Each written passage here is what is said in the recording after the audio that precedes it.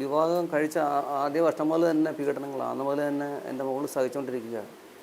ഒരു കുഞ്ഞൊരു 10 വർഷം ആയിട്ടുണ്ട് ഇപ്പോൾ കല്യാണം കഴിച്ചിട്ട്. 11 വർഷം. അത് തന്നെ ഈ 11 വർഷത്തിൽ ഒരു മനുഷ്യ ആയുസ് അനുഭവിക്കാതെ അത്ര പീഡനമാണ് എൻ്റെ മോൾ സഹിച്ചുകൊണ്ടിരിക്കുന്നത്. എല്ലാം ആ പൊടിക്കുഞ്ഞിന് വേണ്ടി അവൾ സഹിക്കുമായിരുന്നു. ഒരു പെൺകുട്ടിയുള്ളപ്പോൾ 5ാം ക്ലാസ് പഠിക്കുന്നത്. ആ കുഞ്ഞിനെ നമ്മൾ അറിയിച്ചിട്ടില്ല. അവളെ അയലത്തെ വീട്ടിൽ കൊണ്ട് ഇരുത്തിയിരിക്കുകയാണ്. അവളോട് എന്ത് സമാധാനം നമ്മൾ പറയുമെന്ന് അറിയത്തില്ല. നമ്മളാകെ എൻ്റെ കുഞ്ഞിനെ അവൻ കൊന്നതാണ്. അവൻ നിരന്തരമായി ഇഞ്ചിഞ്ചായിട്ട് കൊന്നതാണ് എൻ്റെ മകളെ. അവന് കൊന്നതല്ല, ഇഞ്ചിഞ്ചായിട്ട് കൊന്നെന്ന് വേണം പറയാൻ. വർഷങ്ങളായിട്ട് ഇതേ പീഡനങ്ങൾ കണ്ടിന്യൂ ചെയ്തുകൊണ്ടിരിക്കുമായിരുന്നു.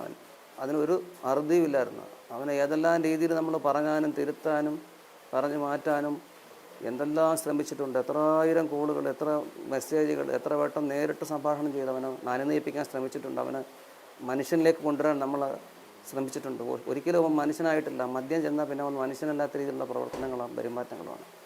എൻ്റെ മോള് കാക്കയ്ക്കും പൂച്ചയ്ക്കും പട്ടിക്കും പഴുതാരയ്ക്കും വരെ ചോറ് കൊടുക്കുന്നുള്ളൂ. അത്ര നിഷ്കളങ്കമായ ഒരു മോളായിരുന്നു എൻ്റെ മോള്. അവളെ അവൻ കൊന്നു. ഇതിന് കൂടുതൽ എന്താ പറയാനായി? തിരിച്ച് വിളിച്ചാൽ പലപ്പോഴും തിരിച്ച് വിളിച്ചാൽ അവനെ അനുവദിക്കത്തില്ല. ഇപ്പം അവന് ഈ ഘട്ടത്തിൽ അവന് അവിടെ ടച്ചിങ് ഉണ്ടാക്കി കൊടുക്കാനും അവന് മീൻ വറുത്ത് കൊടുക്കാനും അവിടെ ഒരാൾ വേണം. അങ്ങനെ ഒരാളെ പോലെ അവളെ കാണുന്നത്. അവൻ ഒരിക്കലും ഒരു ഭാര്യയായിട്ട് അവളെ കണ്ടിട്ടില്ല. അവൻ്റെ കുഞ്ഞിനെ പോലും ഒരു പിതൃവാത്സല്യത്തോട് ഒരു നോക്ക് പോലും കാണുന്നത് പോലും ഞാൻ കണ്ടിട്ടില്ല ഇതുവരെ, ഇത്ര വർഷമായിട്ട്. 10 വയസ്സുണ്ട് എൻ്റെ മോക്ക്. അങ്ങനെയുള്ള ഒരു പിതാവ് അവൻ്റെ കാലിലെ ഷൂവിൻ്റെ ലേസ് വരെ എൻ്റെ മോളെ കൊണ്ടാണ് കെട്ടിക്കുന്നത്. അവന് ഒരടിമയെ പോലായിരുന്നു അവളെ ഇത്രയും നാളും അവൻ അവിടെ വെച്ചിരുന്നത്. ഒരു ഭാര്യയാന്ന്, താലി കെട്ടിയ ഒരു സ്ത്രീയാന്ന്, ഹിന്ദു ആചാരപ്രകാരം അഗ്നിസാക്ഷിയായി താലി കെട്ടിയ അവൻ്റെ ഭാര്യയെ ആ ഒരു കണ്ണുകൊണ്ട് അവൻ ഇതുവരെ ആ രീതിയിൽ അവൻ ഇതുവരെ കണ്ടിട്ടില്ല. ഇതുവരെ ഇല്ല. അവനൊരു അടിമയെ ഒരു വേലക്കാരിയെ പോലെ മാത്രമാണ് അവൻ അവളെ കണ്ടിട്ടുള്ളത്. ആ രീതിയിലൊരു പരിഗണന, അവനൊരു ഉപകരണം മാത്രം. അവൻ ഇഞ്ചിഞ്ചായിട്ട് എൻ്റെ മകളെ കൊല്ലുകയല്ല, ഇഞ്ചിഞ്ചായിട്ട് നിരന്തരം വർഷങ്ങളായിട്ട് 10-11 വർഷവും അവൻ ഒരു ദിവസം ഒരു മിനിറ്റ് പോലും അവൾക്കൊരു സമാധാനം കൊടുത്തിട്ടില്ല. ഈ 11 വർഷവും നമ്മളൊന്നും ആർട്ടിഫിഷ്യലായിട്ട് പറയല്ല. എല്ലാം റിയലായിട്ടുള്ള കാര്യങ്ങളാണ് ഈ പറഞ്ഞതൊക്കെ. റിയലായിട്ടുള്ള കാര്യങ്ങളാണ്. ആ 2014 കല്യാണം കഴിഞ്ഞാൽ അന്ന് അവൻ മാത്രം, അന്നൊന്നും മോൾ പോയിട്ടില്ല. അവൻ ഇവിടെ ആയിരുന്നു. നാട്ടിൽ വെച്ച് വന്നും പ്രശ്നങ്ങളായിരുന്നു.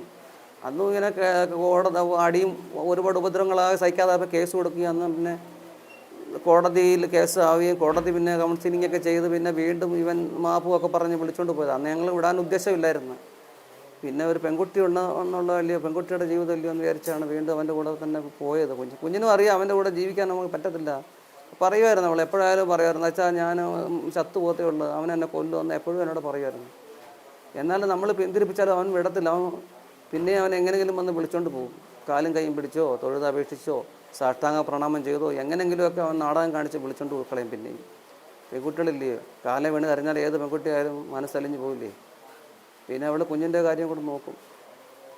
അങ്ങനെ എൻ്റെ മോളെ അവൻ ക്രൂരമായി കൊന്നെന്ന് പറയാം. സതീശൻ്റെ അച്ഛനിപ്പോൾ ഇല്ല, നിലവിൽ മരിച്ചുപോയി. അച്ഛന് ഉള്ളത് ഒരു അമ്മയെ മാത്രമേ ഉള്ളൂ ഇപ്പോൾ ഉള്ളത്. ഒരു ജ്യേഷ്ഠനുണ്ടായിരുന്നു, അയാളും മരിച്ചുപോയി. പിന്നെ ഒരു അനുജനുണ്ട്. ഈ അമ്മയ്ക്ക്, സതീശൻ്റെ അമ്മയ്ക്ക് അങ്ങനെയുള്ള ഒരു അറ്റാച്ച്മെൻറ്റും ഇല്ല. മക്കളുടെ മക്കളാണോ അല്ലെങ്കിൽ ആ കൊച്ചു കുഞ്ഞിനെ ഒരു നോക്ക് കാണാൻ പോലും ആ തള്ള ഇവിടെ അങ്ങ് വരാറില്ല. ഇവിടെ എൻ്റെ വീട്ടിൽ നിന്ന കുഞ്ഞുണ്ടായിരുന്നത്. ഒരു അമ്മമ്മയാണെന്ന്, ഒരു മകൻ്റെ കുട്ടിയാണെന്നുള്ള ഒരു പരിഗണന പോലും, ഒരു നോട്ടം കൊണ്ട് പോലും ഇതുവരെ അവരുടെ ഭാഗത്തുനിന്ന് ഉണ്ടായിട്ടില്ല. നമ്മളാരും പരാതി പറയാനും പോയിട്ടില്ല. നമുക്കതിൻ്റെ ആവശ്യമില്ല. പിന്നെ എന്തോ കുടുംബത്തിനെ പറ്റി പറയാൻ അവരുമായിട്ട് അവനും അങ്ങനെ തള്ളയും മകനോ എന്നുള്ള ഒരു കോണ്ടാക്റ്റോ അങ്ങനെ കാര്യങ്ങളൊന്നുമില്ല.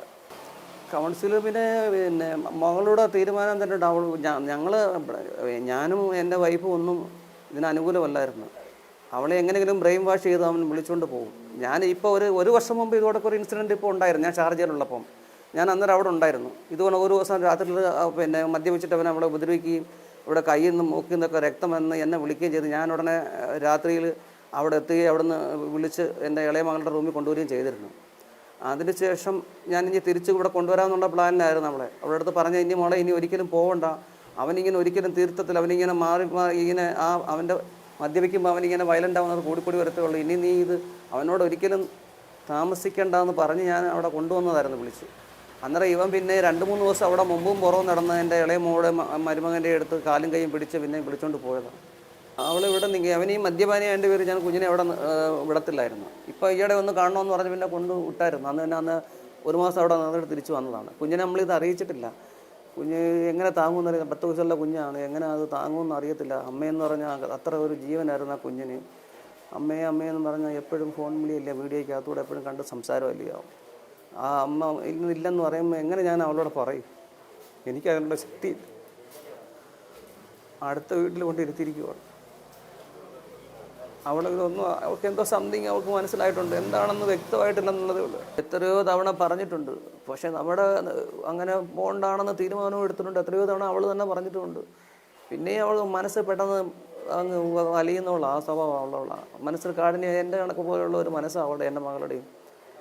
മനസ്സിൽ ഒന്നിനും തങ്ങി ഇരിക്കത്തില്ല. എല്ലാം പെട്ടെന്ന് പെയ്തൊടിയുന്ന ഒരു മനസ്സാണ് ഞങ്ങളുടെ. എൻ്റെ മോള് എൻ്റെ എല്ലാം അതുപോലെ തന്നെ. അപ്പോൾ അതുകൊണ്ടായിരിക്കും അവൾ വീണ്ടും പോകുന്നത്. പിന്നെ കുഞ്ഞിൻ്റെ കാര്യം നോക്കും. പിന്നെ മറ്റൊരു ഓപ്ഷൻ ഇപ്പം ഇല്ലല്ലോ, എന്ത് ചെയ്യും? വേറെ വഴിയില്ലല്ലോ.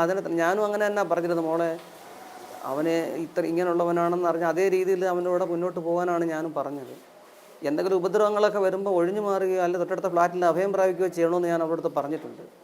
അവൻ ഈ കള്ളിൻ്റെ കെട്ടിറങ്ങുമ്പം അവൻ വീണ്ടും തിരിച്ചു വരുമല്ലോ. അന്നേരമേ തിരിച്ച് പോകാവൂ. പക്ഷേ ഇപ്പോൾ ഒരു പക്ഷേ അവൻ ഫ്ലാറ്റ് പൂട്ടിയിട്ടിട്ടാണ് ഇതൊക്കെ ചെയ്തെന്ന് മർദ്ദനമെന്നൊക്കെയാണ് ഞാൻ അറിഞ്ഞത്. അവർക്ക് ഓടി പോകാനൊക്കാത്ത രീതിയിൽ ഫ്ലാറ്റ് അകത്തുനിന്ന് പൂട്ടി താക്കോലെടുത്ത് എവിടെ കളയുക ചെയ്യുന്നത് ഇപ്പം.